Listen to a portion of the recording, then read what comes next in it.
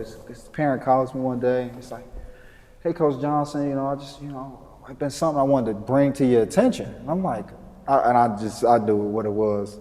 It's like, yeah, man, you told my kid one day, he came home and he told him he was so fucking slow. That's why you don't fucking play him.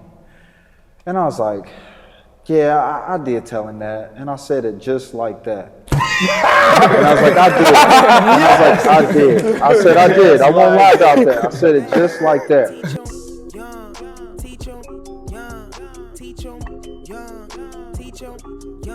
When they fall on the floor, what you gon' do? When the ball in your court, what you gon' do? When they down on their luck, what you gon' do? When they can't see what's up, what you gon' do? Teach them, young. Really good, man. I really wanted to talk about the transition. All of us are here are coaches, right? We coach, we lead, right? But everybody's path to that is different, especially when you're younger. Some of us, like I started doing it right out of high school, right? Kendall, right out of high school, really, maybe a year or two between that.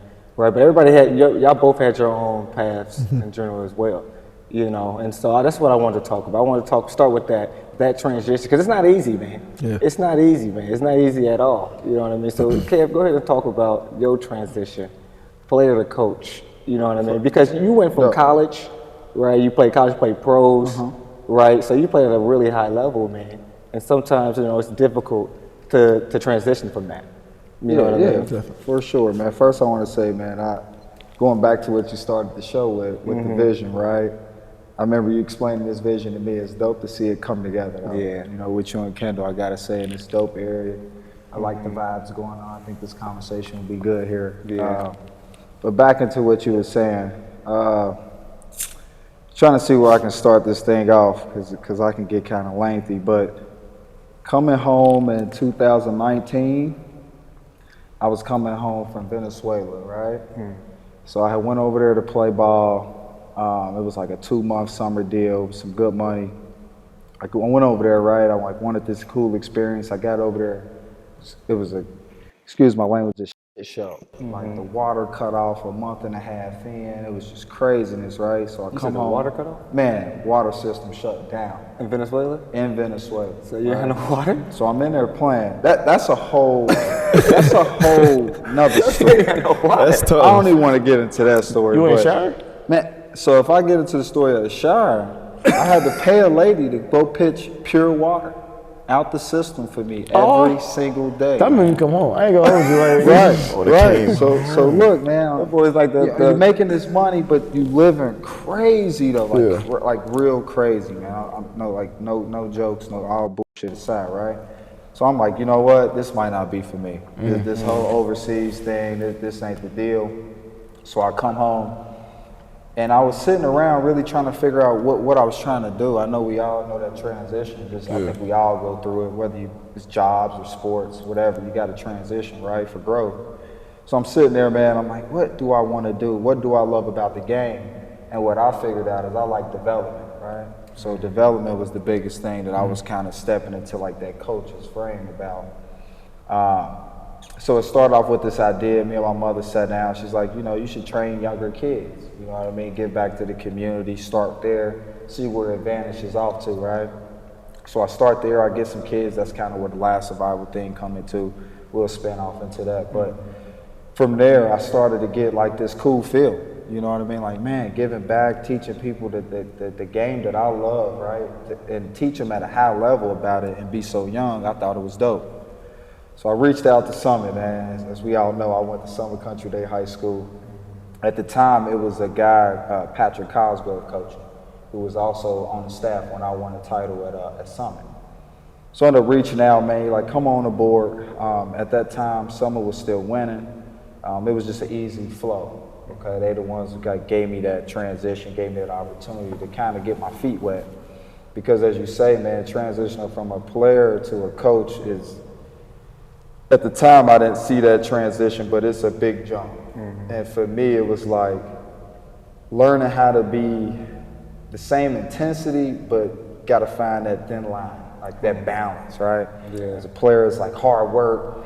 Yeah. I do this every day. You got to grind. And then you get around some young kids and you realize, this not me. Like, hold on. Every kid don't think like me, don't work like me, don't might not love the game Yeah, like yeah. me, but he can play.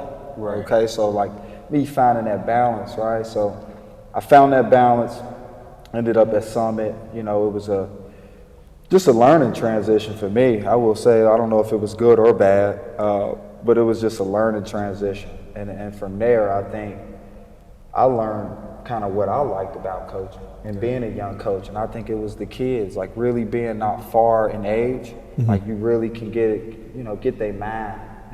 And for me, like that developed a relationship. So a lot of kids, we became like, we grew off the court and we started training.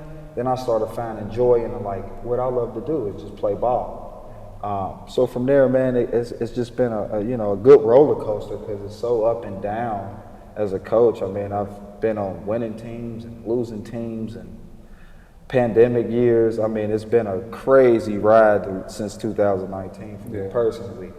But the transition, I think from a player perspective, I think it's the easiest though. I think for us, and maybe for me explaining this, right, I was kind of confused when I got back here because it was like, man, do I want to continue to play or what I'm going to do next? And from there, I think that transition kind of opened me up to more than just coaching, maybe getting a job, maybe start doing color analysts, like actually doing more with the game.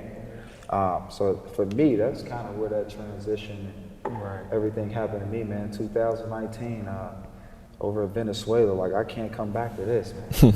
We can't shower correctly. We gotta run that back. I'd rather coach, man. We gotta run let's that back. do this. So like, Boys over there carrying buckets of water on his For head real. like not Yo, I'm like, So hold check on. this out. This is a true story. This is a true story, man. No, for real though. So check, like, no, I'm not joking. Like, pretty much, man, we'll get out of practice, right?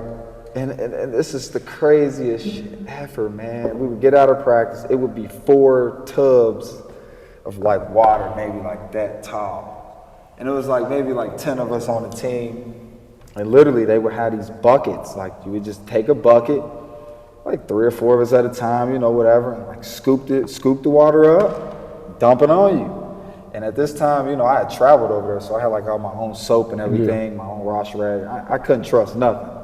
And literally, man, I'm washing up butt naked around all these dudes, man. And, man, this story is crazy, right? I'm gonna show you some videos when we get done with this. No. We Y'all be like,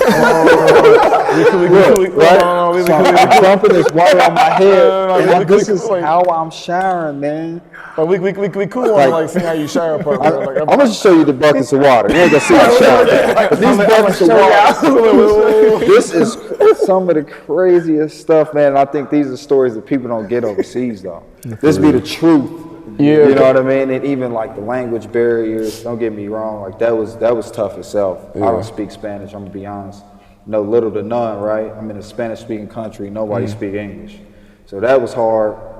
On top of like transportation, getting to practice, they would walk 2 miles to practice. You know, we're American. We ain't doing all I that haven't walking. walked 2 miles anywhere in a very long time. So, you know, I had to pay a guy to like drive me to 2 miles. It was just a lot more involved than just going to play basketball, right? Yeah.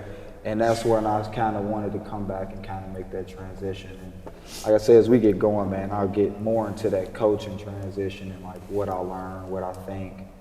But that's kind of what drove me into that quest that we're talking about, because I didn't know what I was going into. I really wanted to just help players develop. Yeah. But then you get there and you realize, well, not all kids want to play at the high level. Mm-hmm. But that don't make you a less of a coach or less of, you know, what the quest is or what you're coaching for. And for me, that balance of learning that started in 2019. Now, he said it was easy, the player to coach. You agree? No. You don't?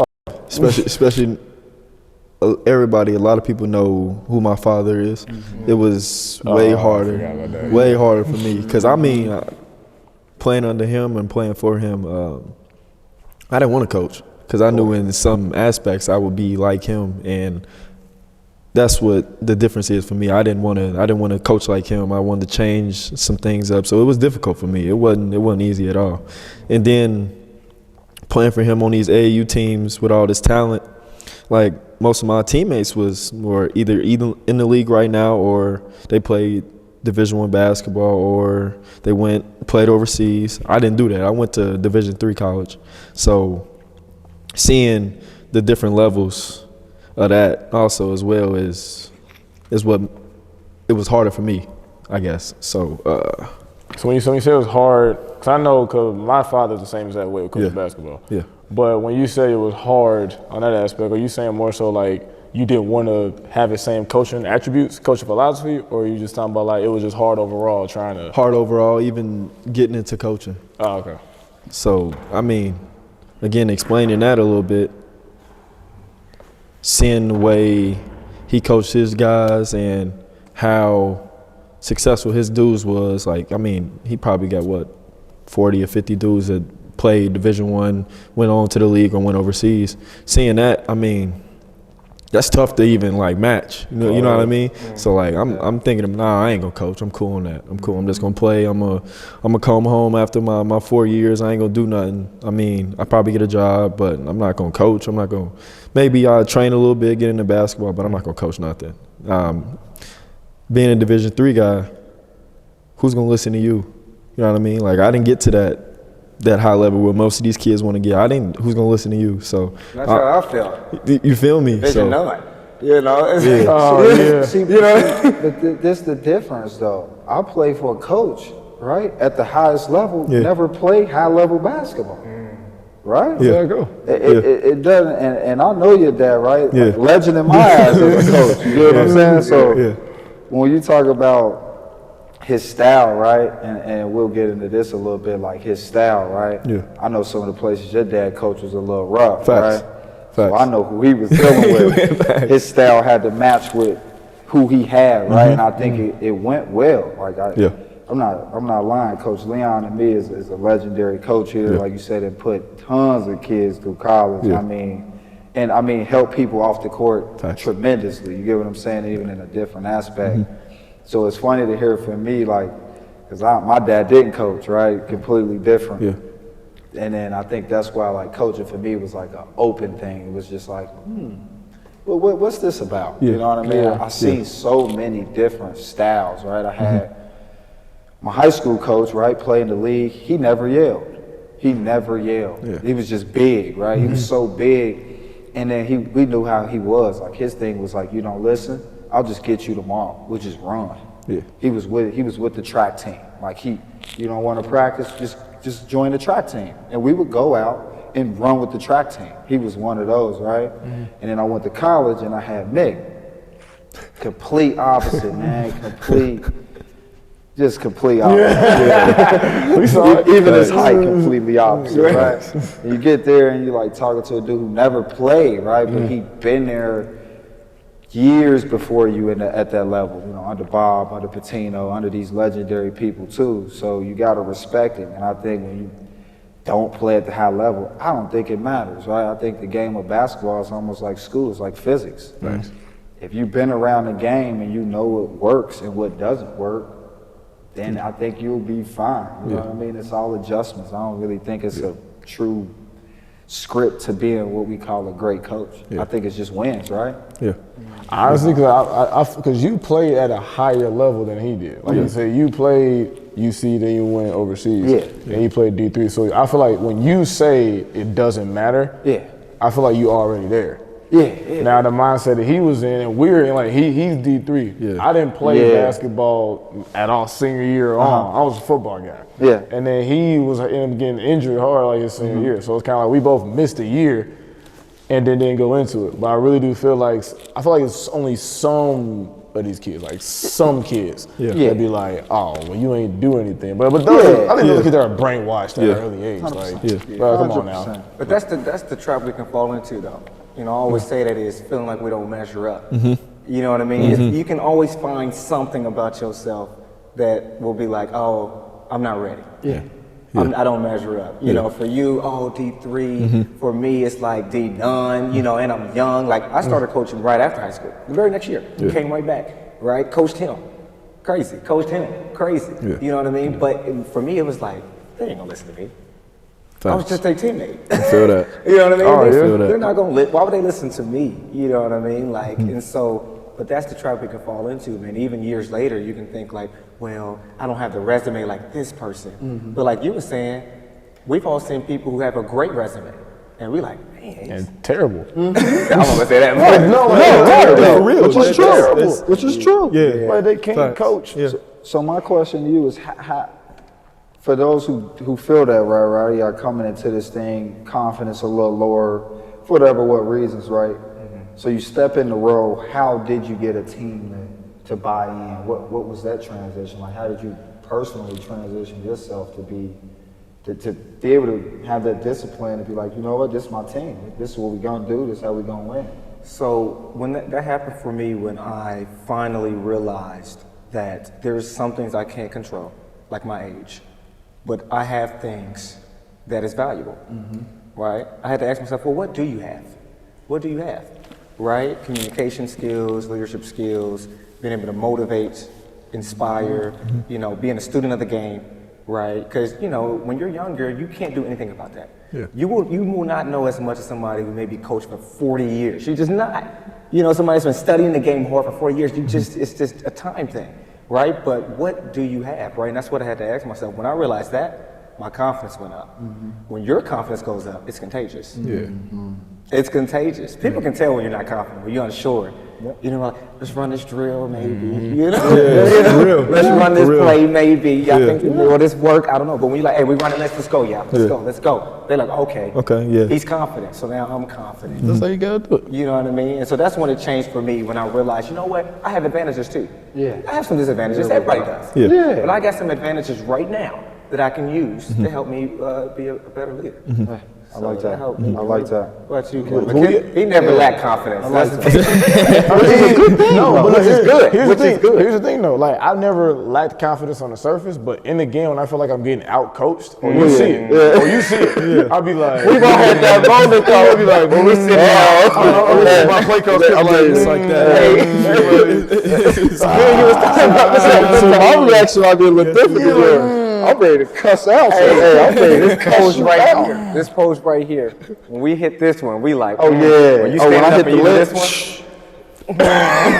No, we had a fake game. thinking pose. We had a game we was coaching, man. Oh. Yo, we were winning. I think we were up by 14. Bro, we was at about half. 20, bro. 20 and a half, 14 We and went, something like we that. went to the locker room. We like, went- oh, yeah, Where was your balling. coach? What year was this, man? This was our Our first year coaching together. First year coaching. So we was coaching 7th graders. Yeah. So we still on the like we Man, second half they switched to a 1-3-1.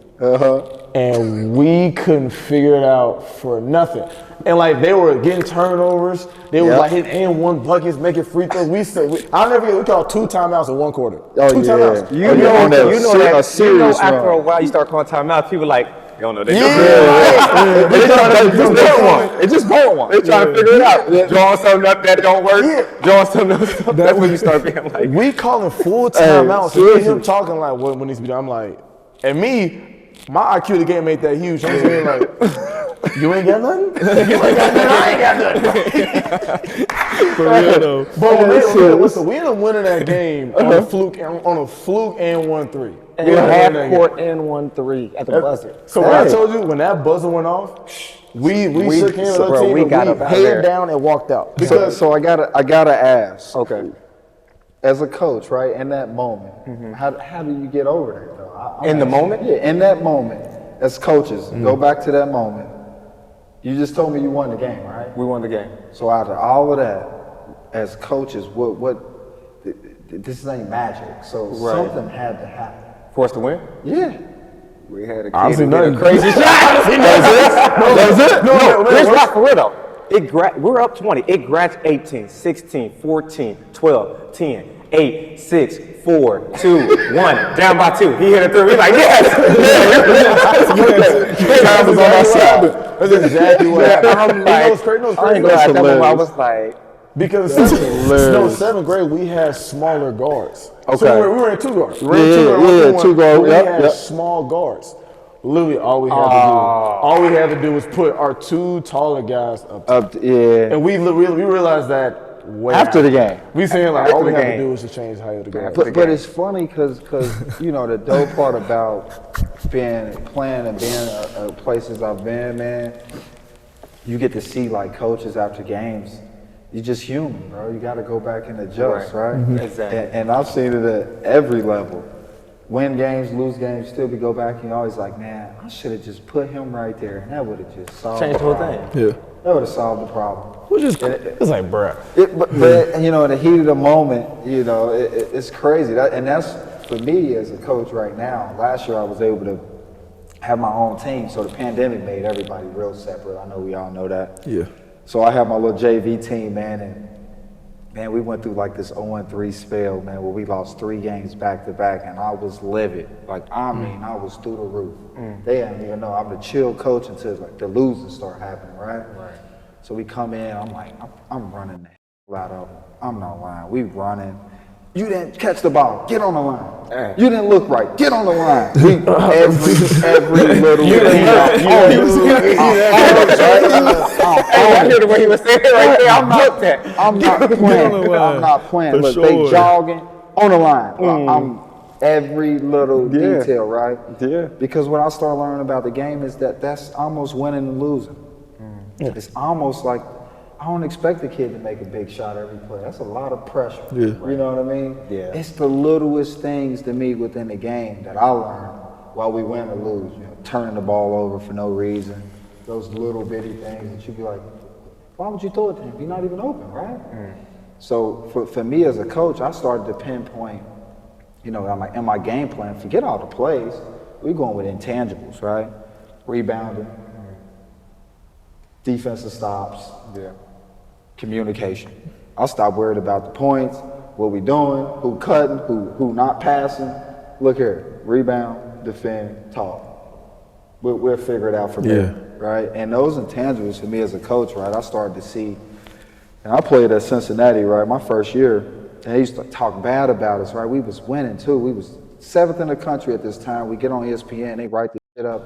They can't score. We was scoring under 50. This was the crazy shit. Now I'm older. That sounds crazy. We couldn't get past 50. But y'all was guarding everybody. And we was 7th in the country. It was guarding everybody. Guarding the hell out of the ball to a point where they couldn't score and we couldn't score. So it was coming down to who turned it over, who didn't turn it over, who made the last layup. And I learned a lot with that team because as I grew in Cincinnati, we started to get more talented guys and scoring guys, and then you realize, well, with some talent and some scores, you win games easy. But just with athletes, sometimes you can't score. And I learned that the game is deeper than that.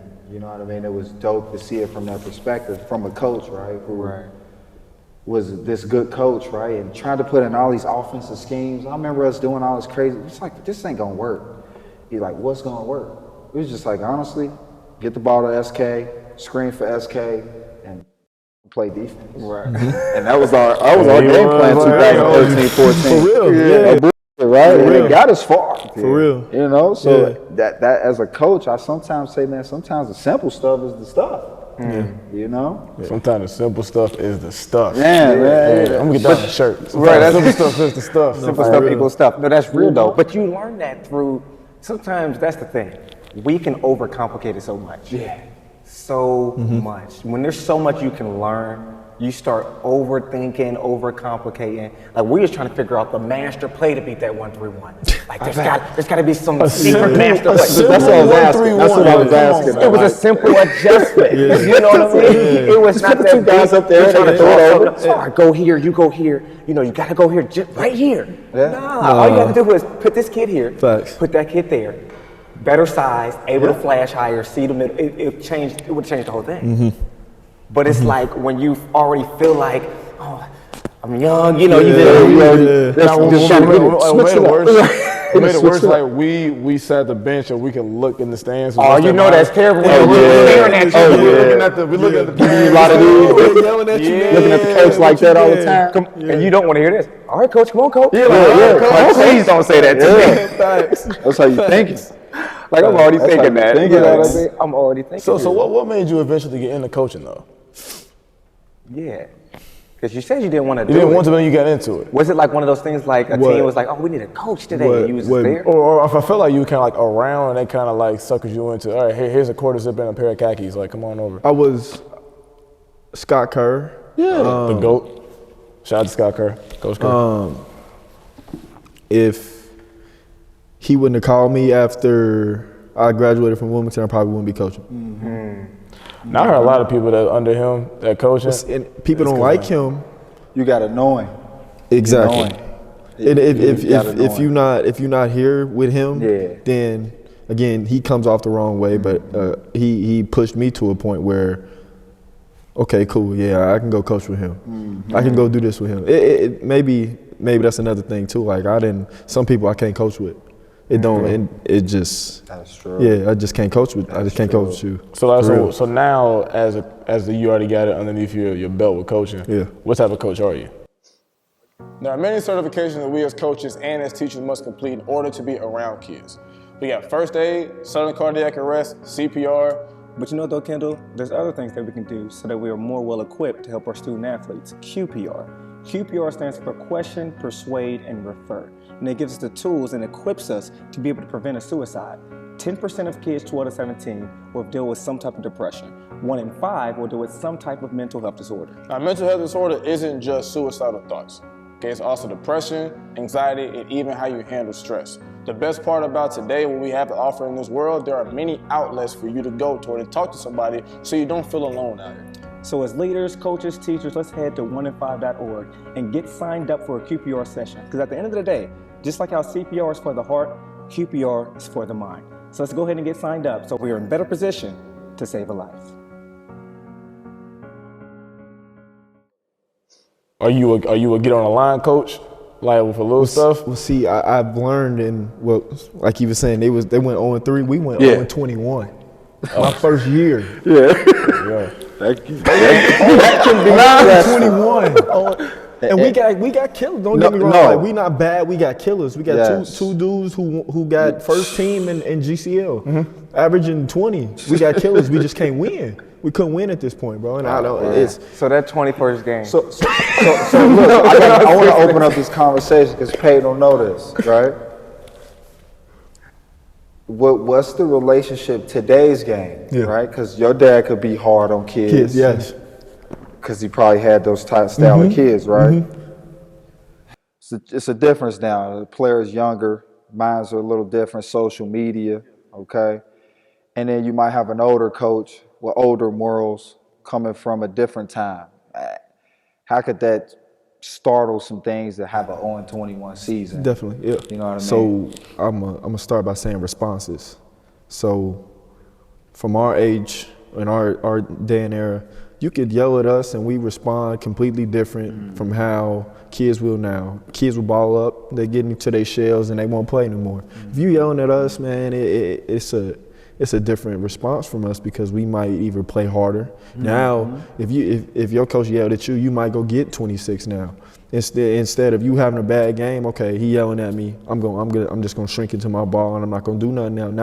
Now you stuck at what, seven and you had a bad game. But it's just different because these kids and like social media as well. So most of these kids are just playing for a video. Yeah. It doesn't even matter to them that the fact that they still losing or that they not learning nothing out of it. Like even like back when we was playing in high school, especially his era or the years before him, like you get the Shane Behannons, you get the Orlando Berries, you get the Deontay Robertsons, the Withrow days, the Taft days, the Aiken days. Those are the real high school basketball games where coaches you probably get called like 4 or 5 times, and now you cooking though. Yeah. But if they do that now, take me out. I don't even want to play no more. It's just different. These kids these days. I'm not trying to play down to the talent level because it's definitely the talent level is still high. Yeah. It's just the fact that the responses and the mindset of these kids is different from now. And you gotta, as a coach, you gotta change your ways coming at these kids. Yeah. And if you don't change, it's crazy. It's crazy that you said. Like, we talked about the previous episode about like these kids playing just for a video, and like they post that 15-second, 1 minute clip of fame, but really like we at the game seeing y'all get blown out. I didn't even see the play. 4 points, bro. got all four on there. Now, what you said with these kids now, like I always say, we're not that much older than them. We're literally probably we're still less than 10 years older than some of these kids. There is a way to still do that. Yes. But I still think the age gap plays a factor in it. For sure. Like we're all, like I said, you're what, 27, 26? So you're the oldest one of the bunch, out of all of us. Yep. So I could go straight to a kid and cuss him smooth out, but I will now put a bow on it. Yeah. I'm like, hey, you terrible, but guess what? I know football, it was Saturday morning, I went up to a kid who think he all that. Yeah. He think he all that. And I'm just like, bro, you suck. You're terrible. But guess what we're gonna do? We're gonna run behind you and you're gonna prove me wrong. He was like, all right, coach, cool. But other coaches will either talk behind his back or say something to his face and he don't respond to it well. But why is it that I can, even we can, but other older coaches can't? I feel like these kids now see us differently because we're their age and we can relate to them. Yeah. That kid There it is right there. He told me something.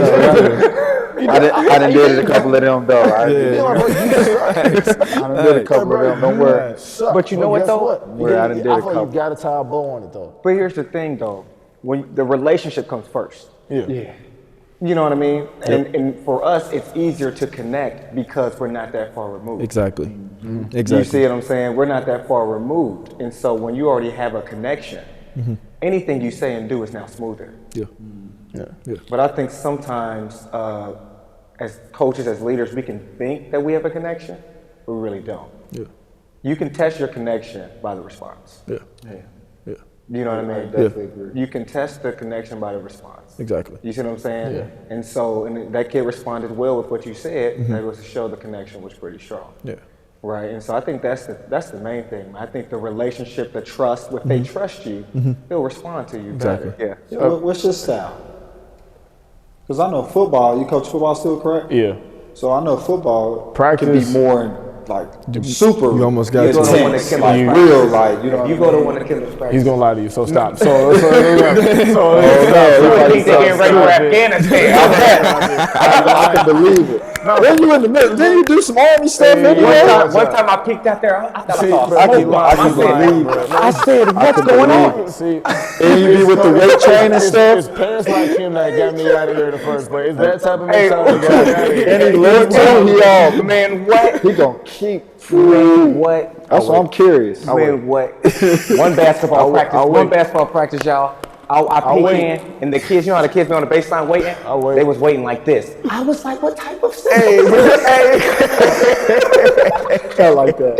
I was like, what type of system? They both be This is coming from a man that introduced shirt suicides to players and the kid lost his tooth. the kid lost his tooth on the strength of him. all on his tooth, though. That was me.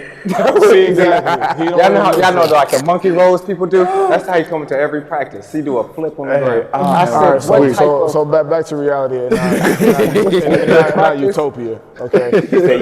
Football practice, I'm definitely like 95% intense. I'm detail-oriented, especially at the receiver position. Like if it's not that, it's that. But in the game, I understand. My biggest thing for receivers, catch with your hands. But I understand not every ball is going to be catch with your hands worthy. You got to catch with your body, and sometimes. So in the game, I have triggers. In the game, you don't block, I'm going off. There we because go. that's an effort-based thing. There we go. Now, if I look at you like, because the thing is with coaching, what's the one thing I learned this year with coaching high school football is you got to have coaching phrases, like 5 words that equals a paragraph. So now when I say, so instead of I seeing a receiver run a route, and I'm looking at them run forward, they're not stacking the DB, they're not stemming hard opposite, they're not turning over that hip, rotating that shoulder, and catching ball over the shoulder. I say, hey, look, your route is boring. And they know what that means. They know I'm not stemming nobody. I like that. Your route's boring. Where your kid know your swag, like know exactly what you mean without having to, oh, you did this, you did this. But one thing about us, last survival, and how many hours you put in with your guys, when we say things, they know exactly what it means because we put in the overtime with them. We not showing up 2 hours, all right, y'all, don't get in trouble, go do your homework and bounce. We put in overtime with them, so we further explain what we're saying. So next time we're in a time setting where we ain't got time to be here that much longer, this needs to be done. Your route is boring. I know what that means. Catch with your hands. All right, I know what that means. 3 steps. All right, I know what that means. And then we're just going from there. Yeah, definitely. So in the game, I'm not coaching. I'm not coaching your effort. I'm coaching skill. I'd rather coach your skill than me coach your effort. If I got to coach your effort, it's not gonna be this nice tone I'm talking right now. I'm gonna get in your face and embarrass you in front of your mommy and your daddy. There we go. But skill-wise, we can go from there. He hit it on the head with that. That's Yes, he did. I don't coach Yes, he effort did. in the game. I ain't coaching effort in the game. I'm coaching That's IQ it. and skill. That's good. it. I like That's that. very Because good. we talk about He said, intangibles. like, Intangibles, like obviously the older you get, there is a skill to boxing out. Yeah, you're right. There is. But there's also, before all of that, there's a want to. You have to want to get a rebound. You have to want to play defense. Yes. You have to want to dive on the ball and get the ball. There's no skill for effort. You just got to want to do it. There we go. So if you don't want to do it, cool. I can't teach confidence. I can't teach Hard. heart. I can't. That's what I'm looking for. I can't teach heart. I can't teach effort. I can't. Yeah. Greatest coaches can't do that. Yeah. They can't. Yeah. But I'd rather teach you something else. I'd rather change your shooting form. I'd rather change how you dribble. You know what I'm saying? I'd rather change how you. Man, I remember you made one bounce pass that was so clean, and I was like, bro, how do you do that? And then you said, I don't know. I just know how to do it. And I got jealous of you. But the biggest thing is just like, Get it off his chest. I'm thinking about that bounce pass. I feel like any coach would enjoy coaching that. Yeah. Then like, bro, how come you don't want to get a rebound? And they're just staring at you like, Exactly. you scared? If you scared, I can't put you out here. In football, like I'm all about safety. If you were going out here, I can't keep you safe. Yeah. You gonna sit this bench. Yeah. But that's the frustrating part, the effort part. That is the frustrating The reason part. why it's frustrating for us is because it's like, I know y'all had to have these moments. I've said this to my players one time. Like, I'll be in the huddle and I'm like, I would have made a play. Yeah. I've been telling them that all the time.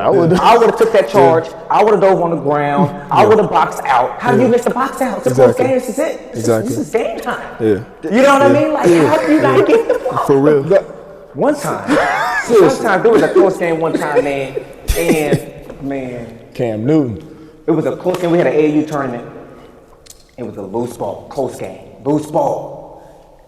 The kid ain't dab on the ground. I was like, and it was right in front of our bench. I was like, I called the kid over. I was like, why didn't you get it? I already know the kid was looking at you. He was like, I was trying. I said trying. I was like, I didn't ask you to try it. Yeah. So, I asked you to do it. yeah. For real. It was right. I was like, I could have dove and got it. Yes. I'm like, and that's that whole I would have did it. That's the struggle at times with us because we still hoop. There it is. You see what I'm saying? We still be hooping, and I'm like, yesterday I made that play. It is. I made the play yesterday. That's what the hardest transition of it is, really. That right there. Yes. That right there. And that's when I had to learn everybody. It's levels to wanting to do it, right? Like it takes effort to work out extra 2 or 3 hours on your game every day, right? It takes a different level of care, a whole bunch of stuff, right? So for me, I had to find. That's what I kept saying, that balance. Cause I used to, I would have did that. Yeah. But that ain't me. Not me. I can't be mad at this kid for not being like me. Exactly. You know what I mean? And you know, I was coaching these kids last year, man. I had two freshmen, man, like 6'5", right? And they came and, you know, I'm hooping and hollering about them. Got me some young kids, they can dunk, right? Like first 4 games, like combined, maybe like 4 rebounds. I'm like, oh my God, what's going on, right, with these kids? Yeah. And I start watching them in practice, and I'm like, there it is. No effort. Just lazy, just big, right? Don't care enough. Don't care, because you don't even have to teach that if you care. It starts like when you're a kid. Like, you know, when you're 6 years old and you like going out in the backyard and play. And that's the little differences when I see with the kids today. I don't see kids hooping in the backyard. You know, I used to be at my house where my parents live at. It'd be 10 of us back there in that little square. Yeah. We can't even move. We can't dribble 2-3 dribbles without somebody it's that tight, right? Right. Out of That's bounds where for the that's where the love started. Yeah. Playing around the world. You know what I mean? Like, gotta make every shot in a row. I've been wanting to do that since I was 10. Right. You know what I mean? So now you 15, 16, and the coach be like, don't miss. I'm thinking around the world. Yeah, I don't miss. Yeah, bang, hit this one. Next spot, bang, hit that one. And it's a thing. And I started learning, man, all kids just aren't like that.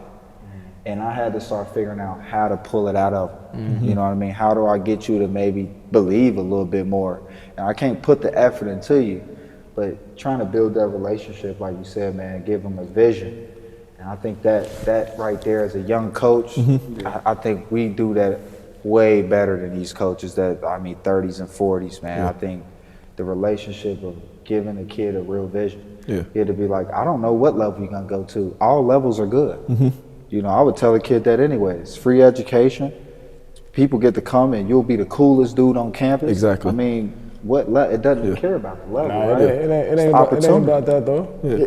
You know, It's what it sound like. yeah, right. Yeah, That's what it sound like. exactly. That's true. That's all it Exactly. is. That's true. And that's one of the regrets I have. Yeah. Because you fall into that trap of, if it's not this, then it ain't what it was. Then you know what I mean? And you later realize, like, that was a lie. That was stupid. It's you know what I always a mean? sign. Because there's an opportunity in every single thing. Exactly. But once again, where do those voices come from? Talked about those. We talked about that. You see what I'm saying? Where do those voices come from? Like, oh, this or that. And now you've got this facade of what something really is. You don't really know. Social media, stuff like that. We see guys posting their offers. We see guys doing this and that, taking visits. And we're like, if it ain't that, then it ain't worth it. But that's not true. And that's why as young coaches, it's important for us to have those conversations with guys too. Breaking down all the lies and the facades that social media has put on these kids. You know, we can say like, hey, look, no. This is what it is. This is the reality. Here's what can happen. You know, here's the vision, like you said. You know, and I think that's key too, man, because we can have those. I mean, every coach can, but the thing is, a lot of times when you get older, like older coaches are not really in tune with social media, what's on there, what these kids are falling into. We see it, we're on it. You know what I mean? So it's just certain conversations that we can have. You know. Last thing I want to ask y'all two specifically. For me, I don't know if you guys want this too, but I remember last episode I want to ask y'all because I actually like play at a higher level. When you was in high school, especially the early part of Purcell before y'all actually started balling. Was you hearing people in your ear talking about, hey man, you should be doing this. They should be feeding you the ball. You should be averaging this. You should be at this school, like X, Y, Z. Or you feel like your dad kind of like blocked the noise from you? And see, I got it all the time because he was a high school coach while I was playing at a different high school. Why didn't you go play for him? I was. You see, so again, my story is a little different because if I would have went to play for him, I probably would have went to Division II, or because he would have got me there. I wanted to do it on my own, so it was weird that like, and to get back to your question, it was. I always heard that stuff in the back of my head, and it always followed me because of not playing for him or not being around him in the gym or stuff like that. It always followed me. So yeah, it was tough. It definitely was tough, especially being at Purcell. Like, we were supposed to be good, but I mean, my freshman year, 5 freshmen playing against killers. We played y'all. We played we played here. I mean, our first 5 games was here. We played Moeller, we played Elder, we played LaSalle, then we went and played them twice.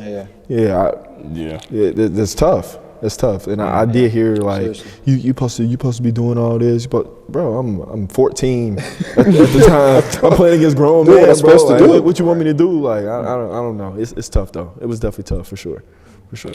I know you definitely had it. You know what's crazy? What's crazy is I like to hear your perspective, man, because I got a son. Like it's crazy because I've known you forever too. It'd be like, why you ain't just go play with his dad? People do think like, why you ain't do that? Exactly. But I couldn't play for my dad either, though. You know what I mean? And it's funny because, so my dad, I had a dad that was like really involved, right? But it was just at home. Like when we touched the court, he let me do me. You get what I'm saying? So I went to Summit, right? the whole path for my parents wasn't about D1 basketball. It was D1 education, right? That was it. Yeah. My mom never stressed me out about basketball. That was either you love it and that's a you thing, but what you gotta do is get good grades at school. So I was going to Summit. This wasn't, when I got there, this wasn't a basketball school. This was just school. Yeah. And it turned into something beautiful, right? But I really, and I respect my parents for this a lot. They sheltered a lot of that. After AAU games, I had a dad or a mom there, so I didn't have to go with the coach and hear somebody be telling me, or my dad didn't allow me to look up rankings. We didn't do any of that in my house. It was, when you go to the tournament, this is who you playing, execute. It was very simple. Good day, bad day. We got in the car, we went to 8.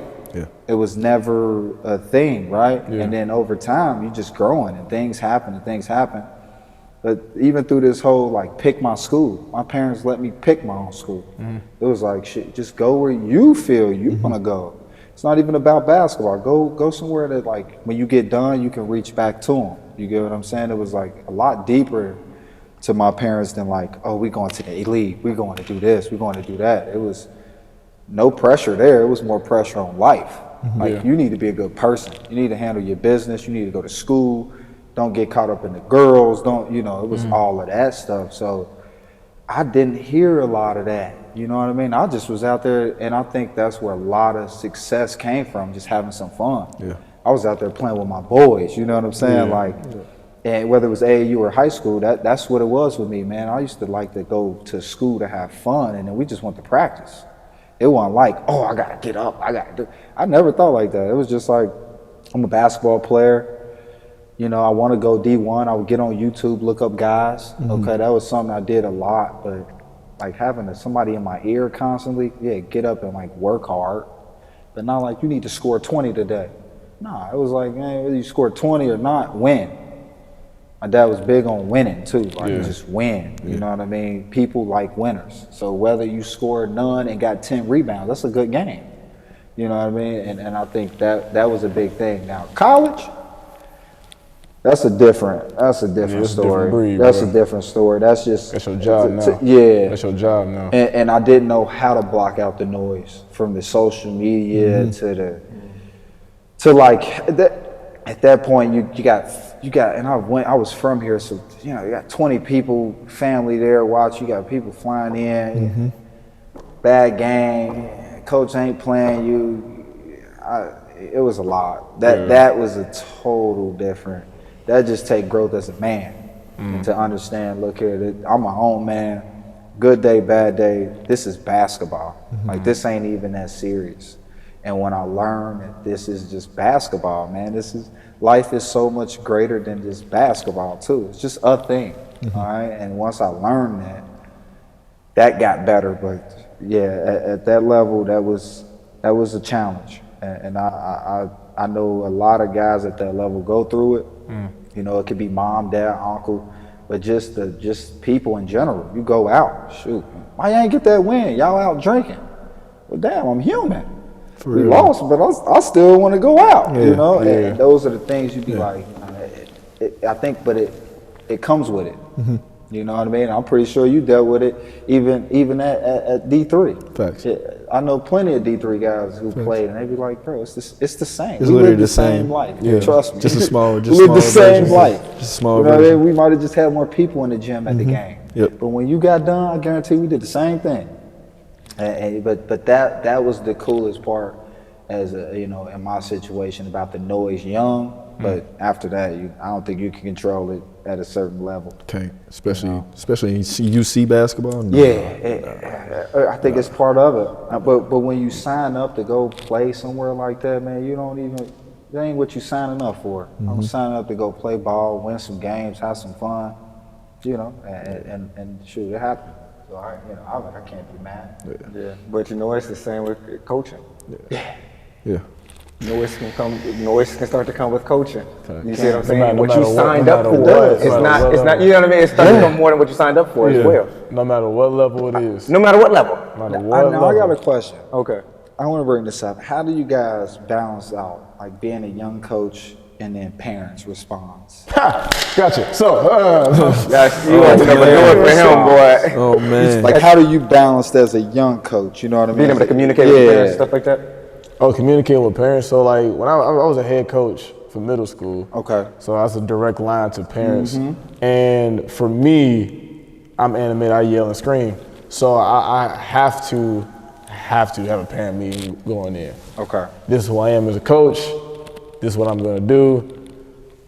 Your child loves this game of basketball. We're going to win a lot of games, but this is how I'm a philosopher. I'm gonna be like that. It's my style. It's fine. Like, at that point in time, it's cool. But when it comes to parents that talk about playing time, Yes. is my biggest thing is, for me, it's three things for me. It's grades, practice attendance, and practice performance. Just because you show the practice and you're being bad doesn't mean to put you in the you might as well game. not even come. I don't trust you. If I don't trust you with your friend, I'm not gonna trust you with strangers that don't really care about you. Yeah. So that's always been my thing. But I think the biggest thing is like what Stu said in the previous episode, like lack of communication leads up to interpretation of what it is. Like just basically saying, like, this is how I am, this is what we need to do, and then just go from there. Have you had a parent ever attack you with your youth though? Like, you too young? you No, too, so how do you know? Here's how they do it. Here's how they do it. For me, I had a parent come up to me and say, hey, what's your game plan? What you mean my game So plan is? it can be said in a different Yeah, way. yeah, You know what I'm that's saying? a But they're belittle saying thing, you're- though. they're Like, saying what's like your I game They're coming don't at you, yeah. They're I coming had, at you I for had, sure. I had a parent whose kid ended up going to transferring to a different school. And he came up to me, the dad came up to me and said, hey, coach, I coach basketball at some D3 school. I've been around. Like he gave me his whole resume. Like I cared. Like what you I don't care. And he was like, so what's your game plan for the day? Translation, what are you gonna do for my son? That's what it boils down to. Like, what are you what's the gonna do game to make plan? my son look like an all-star? One, your son starts both sides of the ball. Boom, that's one.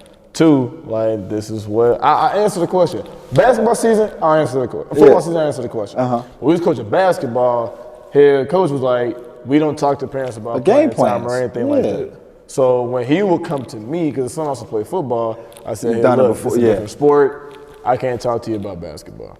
But it's not going to stop the questions, though. They'll just be like, all right, coach, what's the plan for the day? They'll try to dap you up. Hey, man, what you got for them today? How you going to stop that? And then when you tell them, and for them, if it doesn't make sense, they'll take notes in their brain. They'll take notes. You don't know you're doing too young. You don't Maybe like, understand. we'll see how that goes. Okay. Well, good luck, coach. Look at my face, man. Like for me, I'll talk to a parent about playing time. I've had meetings. I've witnessed you have one. I'm perfectly, I've witnessed you have one. In an AAU tournament in Corso Sports and I've witnessed you have one. I've witnessed Oh, you was one. there for that? Yes, you was. I hope that went well. Hey, you know what's? I witnessed that one. I don't know if it was very interesting. Yes, it was. For many reasons. For many reasons, though. Wow, court one, right to the left. You talking about? Yep. I know exactly what you're talking about, bro. I know exactly what you're talking about. That means sound. But you know what? That one was more intense. Not intense, but it was more, because anytime it's out in the open like that, right? But parents don't care if it's out in the open. They don't when it's their kid. They try to do your hand in. They don't. But the thing is, my relationship with that parent was different. Okay. So, yeah. saying nothing. On a normal basis, when you do have that conversation. If that would have happened with like a normal situation, I've learned to let parents just talk. Don't butt in. Because that'll piss them off a bit more.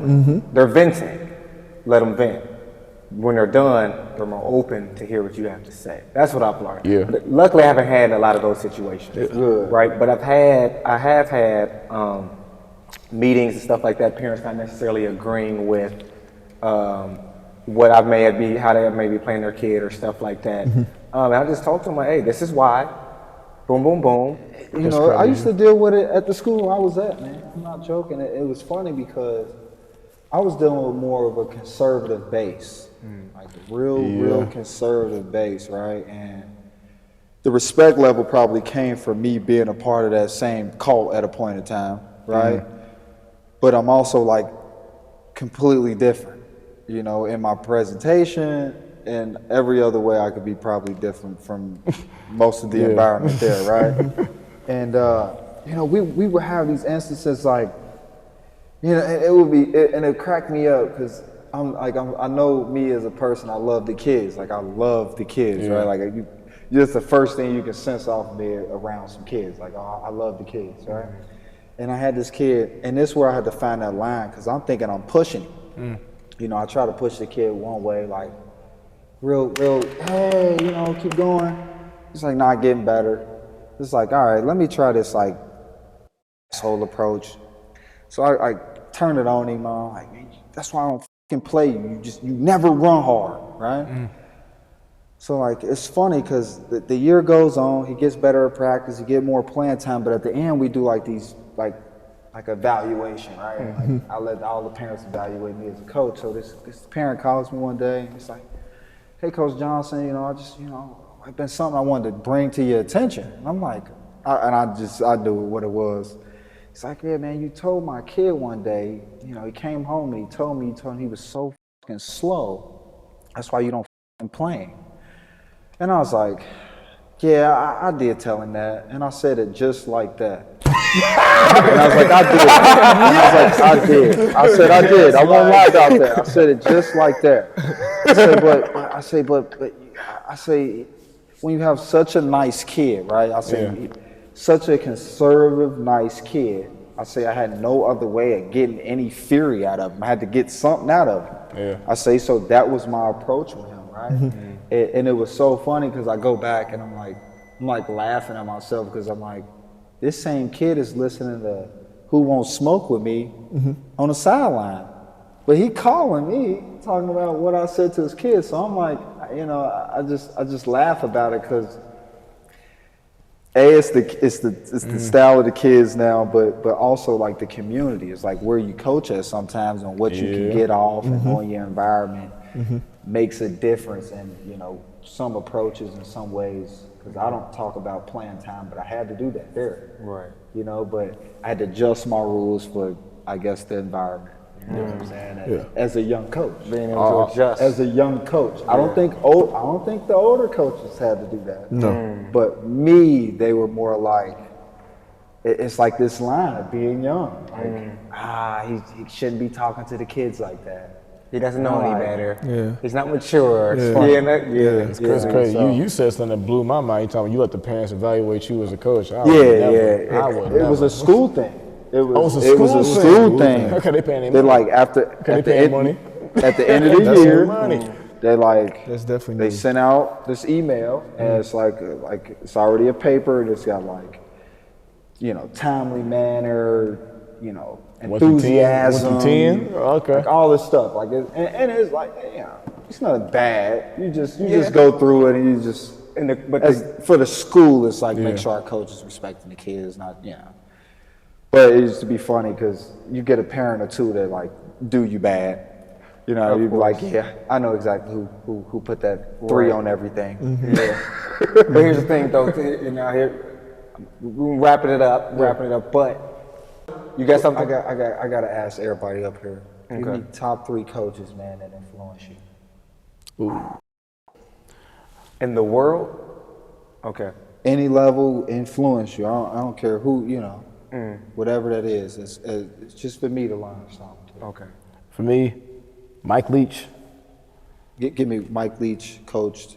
Mike Leach was the offensive coordinator or the head coach at Texas Tech when I became a Texas Tech. Okay. He's now at Nevada. Okay. Air raid offense, genius when it comes to Tom Gripper, who is the head football coach at Milford. That's good right now. And probably he's a coach in my mind, David Alexander. He is a strength coach, performance coach, personal trainer basically down at Miami. Those 3 guys right there. So I was talking about Carter and stuff like that, but the lesson I learned from that really impacted my coaching was being able to see something that somebody don't see in themselves and being able to bring it out of them. That's a big part of my coaching. Being able to, before I try to think, what can I add to this kid's game, I try to say, what's already there that they don't even see. You know what I mean? What part of them, of their game, what part of themselves that they don't even realize, that maybe nobody else recognized? What's already there? You know what I mean? That I can pull out before I start adding stuff. You know what I mean? So that, shout out to him for that. Coach Keith, coach that I think love him right now, coach with him junior high. He was really good at connecting with players. And I remember watching that and being like, I want to be like that. When I was coaching under him, I want to be able to connect with my players on that type of level. He was really good at that, really good. And the third one, so many people, man. It be like that too, man. So many people. You know what? Shout out to Coach Chris, Dope. Coach Chance. I gotta put them both in there. I gotta put them both in there. Shout out to y'all, man. Too, I gotta put them Shout both in out there. too. I gotta put them both in there, man. I Because mean, legendary stuff. yeah, man, just the way they coached, the way they invested in us, like the overtime, like you were saying. I seen them drive AAU tournaments and stuff like that. And now that I'm doing it, I'm like, oh my goodness, this is what y'all was doing. For real though. For real. Man, For real. there's no type of going to sleep, like going to the hotel after a long AAU ride, and you lay in the bed and you're like, is this what I'm really wanting to do right now? Like, bro, it's crazy. But you see that, I mean, you have a whole nother appreciation for your coaches when you were a kid, when you start coaching. Because you're like, oh my goodness, this is what y'all was all going through. Like, but we love it.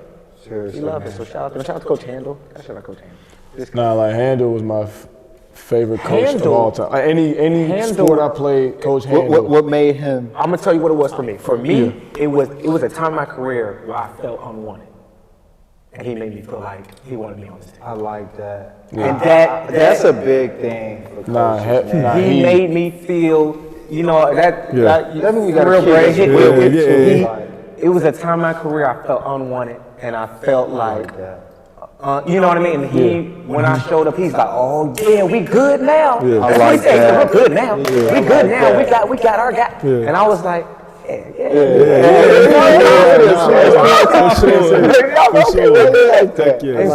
that's a lesson I learned, you know. And I try to coach like that, making players feel wanted. Now you can't just give them everything they want, right? That's not because you're hurting them doing it. But at the same time, you know, being able to help players feel good about themselves, I think is important too. Because I felt it myself, I've seen it, of what the impact it can have. And I felt so much better, I started playing really well, you know, and so that confidence, man.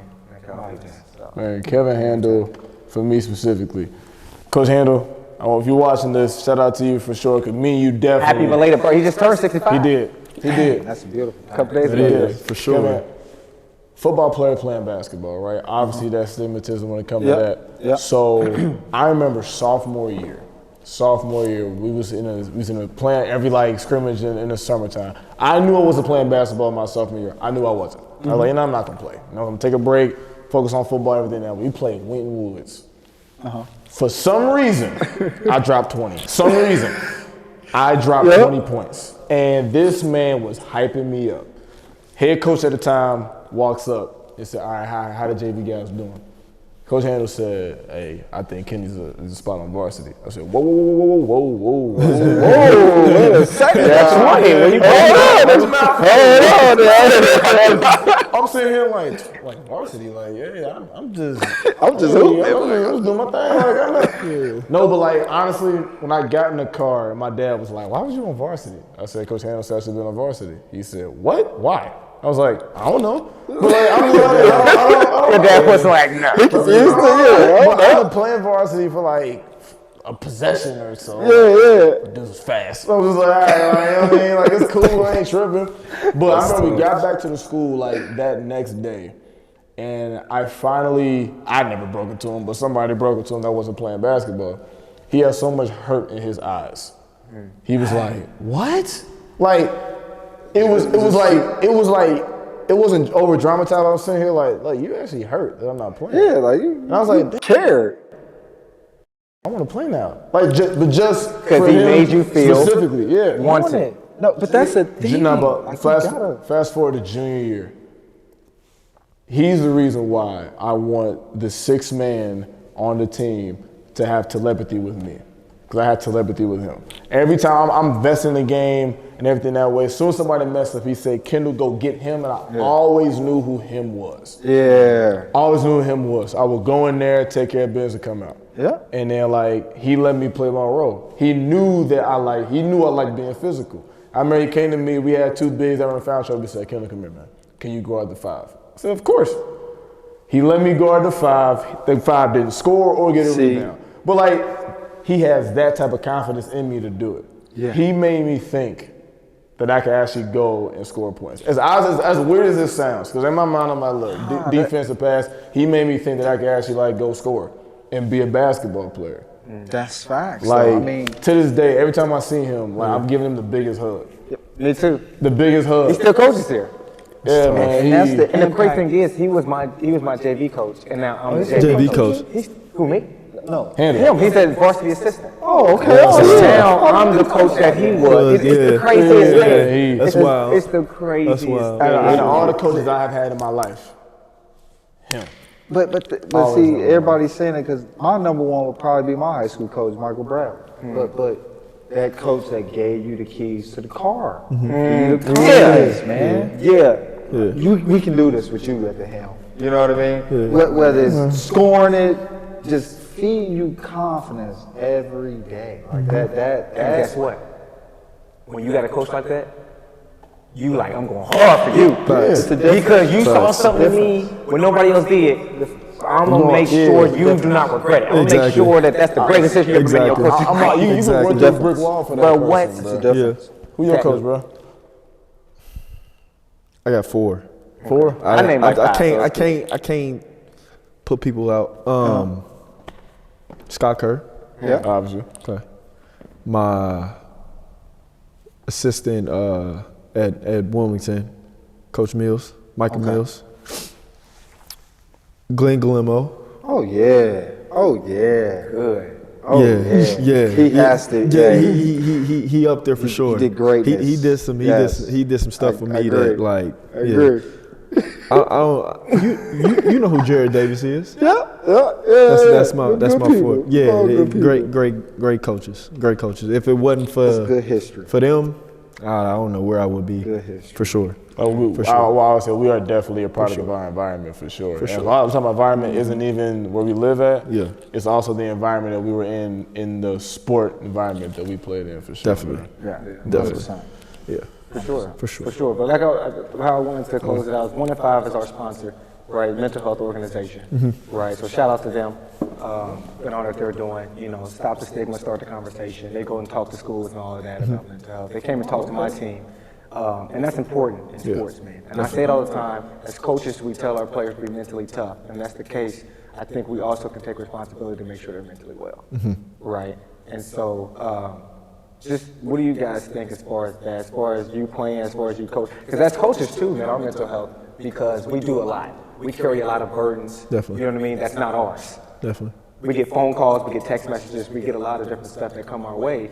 And then you try to carry other people's burdens because you have burdens of your own. Yeah. Right? So just you two, what do you guys, as far as mental health, coaching, when you were a player or when you're coaching, whatever, what are maybe some things you do to take care of yourself? What are some things you do to make sure that your mental is right so that you can lead, right? Because in order to lead, man, you got to be mentally, Facts. Facts. Man, the biggest thing, without being cliche, is just balance, man.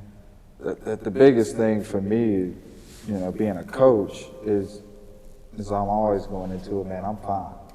These are like my kids, you know what I'm saying? And when you got a group of young guys, they believe in you.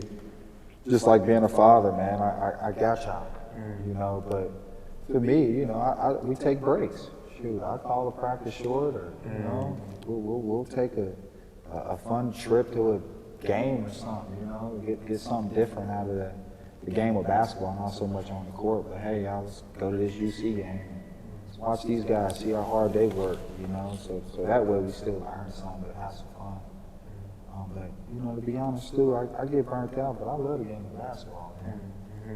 Shit, that is my mental health. Yeah. Right. Yeah. You know what I'm saying? Sure. It'd be the other stuff that stress me out. Facts. I get on that court, man, the people, the vibes, it's always there when I touch the court and the ball, so. whether you're a player or a coach, I think that's my safe haven.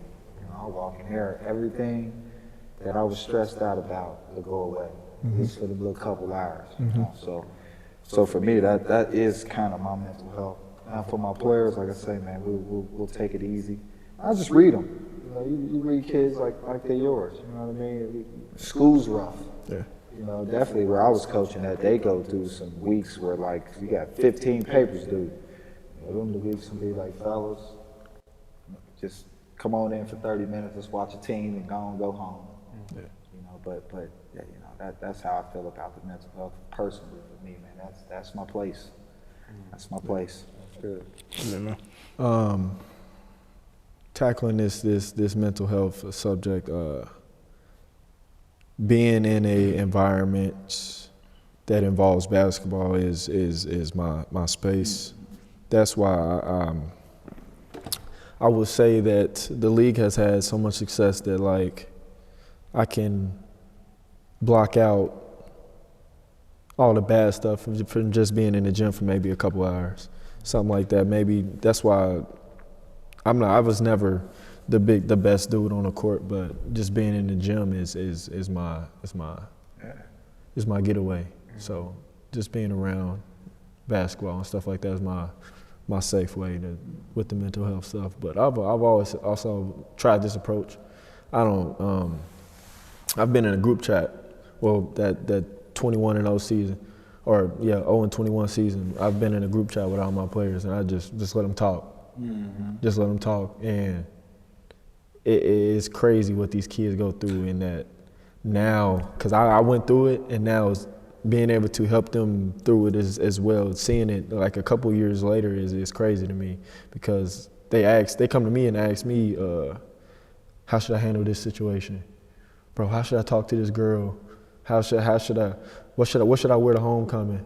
Ask this little stuff like that. It is crazy that these kids even think to ask me that. And for them to ask me that, it shows me that they are mentally good, I guess, but it's just other ways to approach it. Like, it's weird for me though. It's weird because I mean, you 27, 26, yeah. 26, 25. I just turned 24. So I'm basically fresh still. Like, I'm still with them though. Right, I'm still with them. So Yeah. it's weird though. It's weird. So just being able to communicate with them in a positive way. That's it. Yeah, for sure. Just keeping that conversation open. Facts. You know what I mean? Facts. It's very important. You know what I mean? Because like you said, we're younger, so it's like, you know, they look up to us for answers, but at the same time, we have to make sure that we're taking care of ourselves, so that we are more stronger and available to then reach down and help them. Definitely. You know what I mean? Because I've run into that trap of my own of help everybody, and then it's like, I'm not sure if I'm well. You know, I'm not sure if I'm okay. Facts. You know what I mean? I'm not sure if I'm okay. I might be a little unwell. You know, so it's important because when I know when I'm at my best mentally, spiritually, and all of that stuff, everybody benefits. Whoever's connected to me, my players, everybody benefits. And even to kind of piggyback off that, not getting myself worked up over certain things too. Understanding the game is what it is. You know what I mean? I used to, some of these losses we took, even last year, man, I used to go home and be pissed. Yeah. Like really pissed. You ever sat at the edge of the bed? Gotta, you know, I just go home, you know, and just watch film, man, you know, just like any other coach. And, you know, but then I started understanding, like, man, when the kids are in the game, they're not trying to do this, you know what I mean? I also had to think about it, like, man, when I was a player and I did that stupid turnover, you know, it didn't look like that, you know what I mean? I threw it over there, I thought it was gonna go over there, you know what I mean? But, so for me, it's like, understanding everything ain't even meant to be worked up. It's just a part of it. You know what I mean? You gotta take some losses to get some wins. You gotta take a turnover to get a bucket, you know what I mean? It all balances out. For me, that kind of helped my mental health a lot too. Because being a head coach last year was new to me. Normally I just go home, oh, we lost, you know. It was like my team. It was like, what did we do wrong in preparation? Like, how did we lose this?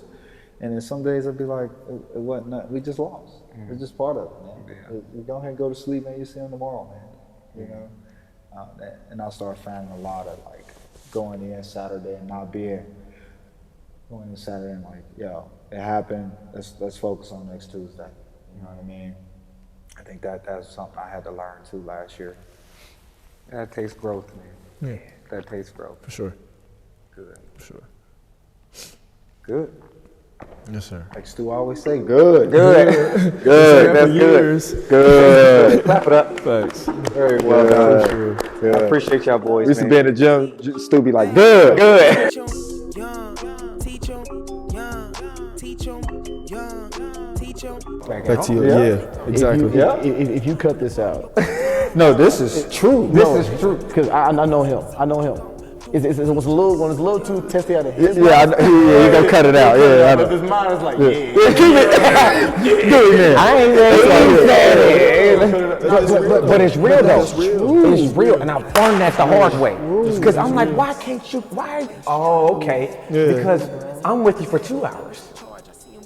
you go home. You go home for 12. And then here, the dinner table, Exactly. all of it. You're not Yup. following Oh, so this is where it's coming from. Cannot lose, yeah. Passing all the tests that the world gave to me. I rose from the bull like when Derek hit the league. Everything grows, it's apparent to me. Everybody copy, that's apparent to me. Not that many know how it go when you're back on the ropes and the game getting close and your players all tired, but they need you for hope, praying that you don't choke, show them that you don't fold. Yeah. Teach 'em, young, teach 'em, young, teach 'em.